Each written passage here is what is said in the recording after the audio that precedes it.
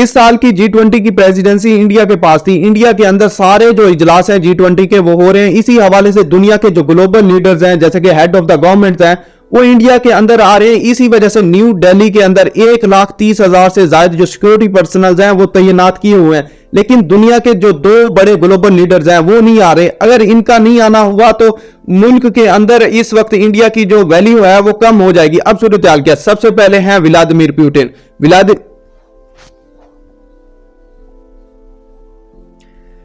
इस साल की G20 की प्रेसिडेंसी इंडिया के पास है। इंडिया के अंदर G20 के सारे इजलास हो रहे हैं, चाहे वो क्लाइमेट के हवाले से हो या ट्रेड के हवाले से हो। दुनिया के सारे जो ग्लोबल लीडर्स हैं इस आखिरी समिट के अंदर आना था। दुनिया के हेड ऑफ द गवर्नमेंट्स हैं जितने भी हैं उन्होंने आना था। इसी वजह से न्यू दिल्ली के अंदर 1,30,000 से ज्यादा जो सिक्योरिटी पर्सनल हैं वो तैनात किए हुए हैं। लेकिन जो दुनिया के दो बड़े ग्लोबल लीडर्स हैं उन्होंने कहा कि हम इंडिया के अंदर नहीं आ रहे। उनमें से सबसे पहले हैं Vladimir Putin. Vladimir Putin Russia के प्रेसिडेंट हैं। इन्होंने इससे पहले साउथ अफ्रीका के अंदर ब्रिक्स की भी समिट हुई, वहां पर भी नहीं गए। अब वजह क्या है, इंडिया के अंदर G20 का इजलास हो रहा था। दुनिया के बाइडन हो गया, मोहम्मद बिन सलमान हो गया, उन्होंने सभी ने आना था। अब लेकिन वो कह रहे हैं कि इंडिया के अंदर G20 के इजलास में वो शिरकत नहीं करेंगे। अब सूरत हाल क्या, आफ्टर पुतिन, व्लादिमीर पुतिन के बाद चाइनीज प्रेसिडेंट जो जी जिनपिंग है उन्होंने कहा कि वो भी इंडिया के अंदर नहीं आ रहे। अब सूरत हाल क्या है, ये चीज कंफर्म हो चुकी है कि G20 की मीटिंग में ना तो जी जिनपिंग आ रहे हैं ना तो पुतिन आ रहे हैं। अब वजह क्या है, वजह है बहुत ही सिंपल। चाइना और इंडिया के जो बहुत ज्यादा जो बॉर्डर क्लैशेस हैं वो बहुत ज्यादा हैं। इंडिया और चाइना के आपस में जो क्लैशेस हैं अरुणाचल प्रदेश के हवाले से मैंने इससे पहले भी डिटेल में वीडियो बनाई थी, आपको बहुत ज्यादा इंफॉर्मेशन मिलेगी। बाकी जो रीजंस हैं वो भी डिस्कस करते हैं, आपको बहुत ज्यादा इंफॉर्मेशन मिलेगी। वीडियो को पूरा देखें। आप क्या सोचते हैं G20 के बारे में? अगर आपको नहीं पता तो आपको बता दूं, G20 ग्रुप ऑफ 20 कंट्रीज का है जिसके अंदर दुनिया की टॉप इकोनॉमिक जो पावर्स हैं वो हैं पड़ी। दुनिया के अंदर 1999 में इस ग्रुप को बनाया गया तो उस वक्त दुनिया के अंदर जो टॉप 20 पे आ रही थी इकोनॉमी उनको इस ग्रुप में शामिल किया, चाहे वो कनाडा हो, यूरोप के हो, यूरोपीय यूनियन हो। G7 के सारे कंट्रीज जो हैं पड़े, आपको कनाडा हो गया, इटली, जापान इसी ग्रुप के अंदर हैं। अब आप सोच रहे होंगे पाकिस्तान इस ग्रुप में नहीं है, पाकिस्तान की वो वैल्यू नहीं है। पाकिस्तान चाहे वो एटॉमिक कंट्री है, उस वक्त पाकिस्तान के पास इतनी इकोनॉमी नहीं थी, ना वो एक्सपेंड करना चाहते हैं G20 को। लेकिन अब एक एक्सपेक्शन नजर आ रहा है, वो आपको वीडियो के एंड में बता। अब सूरत हाल के G20 दुनिया की 75% जो ग्लोबल ट्रेड है वो हैंडल करते हैं। 85% दुनिया की जो GDP है वो कंट्रोल करते हैं। 2/3 जो दुनिया की पॉपुलेशन है इन कंट्रीज में है, जैसे कि जापान हो गया, सऊदी अरेबिया हो गया, यूरोपीय यूनियन, अर्जेंटीना, ये बर्तानिया, ये सारे कंट्रीज आपस में मिले हुए हैं। लेकिन यहां पर जो ग्लोबल लीडर्स दो बड़े उन्होंने कहा हम नहीं आ रहे। इंडिया के पास प्रेसिडेंसी थी, जी जिनपिंग और जो इस वक्त व्लादिमीर पुतिन की एब्सेंस है वो चैलेंज कर रही है G20 के स्टेटस को। मतलब G20 एक ऐसा ग्रुप था जिसके अंदर दुनिया के बड़े बड़े लीडर्स आपस में मिलते हैं, आपस के जो मामलात हैं वो डिस्कस करते हैं, चाहे वो ट्रेड के हवाले से हो या सिक्योरिटी के हवाले से हो। लेकिन G20 के इजलास के अंदर इन दोनों बड़े लीडर्स का ना आना ग्लोबल लीडरशिप के अंदर एक बहुत बड़ा चैलेंज क्रिएट कर रहा है। मतलब दुनिया के जो बड़े ग्लोबल लीडर हैं वो एक जगह इकट्ठा ही नहीं होने चाहते।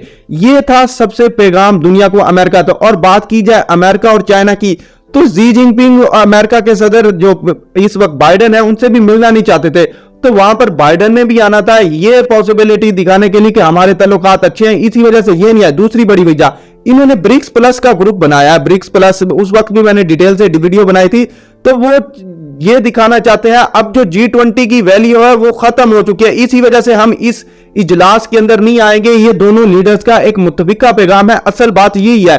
तो ब्रिक्स को इन्होंने ज्यादा इंपॉर्टेंस दी as compare to G20। G20 के जैसे कि बड़े इकोनॉमिक सऊदी अरेबिया होगा, ऑयल पावर कंट्री है, इसने ब्रिक्स का इजलास हुआ उसके अंदर बहुत ज्यादा खुशी इख्तियार की और ब्रिक्स के अंदर शामिल हो चुका है। इसी वजह से अब ये जो इंपॉर्टेंस है वो ब्रिक्स को दे रहे हैं, ना कि G20 को। सबसे बड़ी वजह, अगर चाइना और इंडिया के बात की जाए तो उन्होंने अपना जो न्यू मैप दिखाया था उसमें बहुत सारे और कंट्रीज का भी बहुत ज्यादा मसला था, जिसमें मलेशिया हो गया, ताइवान हो गया, फिलीपींस हो गया, साउथ चाइना सी का बहुत ज्यादा पार्ट उसने अपने साथ क्रिएट किया हुआ था, लेकिन फिर भी उनके साथ ताल्लुकात अच्छे हैं।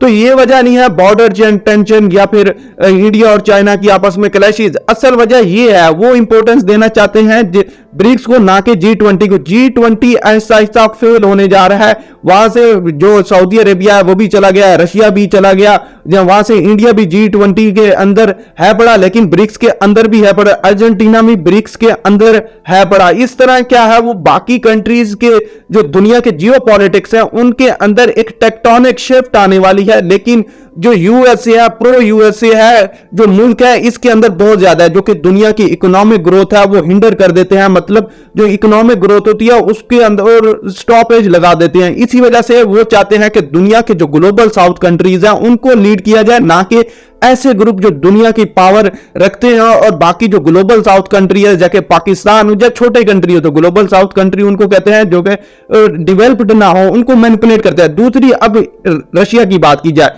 पिछले साल जब रशिया का इजलास हुआ तो वहां पर जो ग्लोबल लीडर्स थे G20 के, उन्होंने क्या स्टांस अपनाया। उन्होंने जो रशिया की यूक्रेन के ऊपर वार है, रशियन एग्रेशन इन यूक्रेन, उन्होंने डिनाउंस किया। उन्होंने एक डिक्लेरेशन बनाई, उसमें कहा कि रशिया की जो यूक्रेन के ऊपर वार है वो ठीक नहीं। लेट्स सपोज आज अगर वो पुतिन इंडिया के अंदर आते, वहां पर ग्लोबल लीडर्स के साथ डिस्कस करते, पहली बात तो ग्लोबल लीडर जैसा कि बाइडन हो गया या फिर ज़ेलेंस्की आना चाहता है, ज़ेलेंस्की को भी इजाजत नहीं मिली, वो हालांकि इस ग्रुप में नहीं आया तो वो उससे ना मिलता है। इसी तरह क्या है, पुतिन अकेले रह जाते, मतलब दुनिया के अंदर पैगाम जाता, पुतिन अकेला रह गया तो उसने अपनी इज्जत बचाने के लिए नहीं आया। तो दुनिया के बाकी कंट्रीज ने उस दफा क्या है डिक्लेरेशन बनाया कि रशिया की जो यूक्रेन के ऊपर वार है ठीक नहीं। उसने कहा कि इससे बेहतर मैं ना जाऊं तो बेहतर है कि अपने जो फॉरेन सेक्रेटरी है, जो फॉरेन ऑफिसर्स होते हैं उसको भेज दूं, इससे बेहतर है कि दुनिया के अंदर मेरी बेइज्जती हो। ये थी सबसे बड़ी वजह। और इन्होंने क्या है, ब्रिक्स के अंदर दोनों मुल्क है, रशिया भी है पड़ा और चाइना भी है पड़ा, दुनिया के अंदर स्ट्रॉन्ग पैगाम जा। लेकिन यहां पर जो इंडिया है वो डबल गेम खेल रहा है। इंडिया क्या कर रहा है, G20 के अंदर अफ्रीकन यूनियन को लाना चाहता है ताकि जो दुनिया की पावर है, जो बैलेंस ऑफ पावर है वो बराबर हो चुके।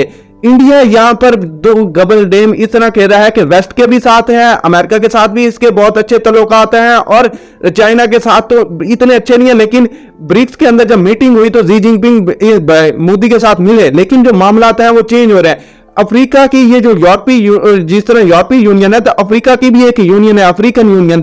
वो कह रहे हैं कि ब्रिक्स के अंदर लाया जाए ताकि जो इस वक्त ब्रिक्स के अंदर मेंबर आए थे अफ्रीका के या फिर मिडिल ईस्ट के, उनको G20 के अंदर लाया जाए। ये एक एक्सपेक्टेशन होगा ताकि अगर देखा जाए होता है तो जो ब्रिक्स की जो वैल्यू है वो कम हो जाएगी, चाइना और रशिया अकेले ही रह जाएंगे। देखते हैं फ्यूचर में क्या डेवलपमेंट होती है, क्या मेजर डेवलपमेंट होती है। आप क्या सोचते हैं इसके बारे में?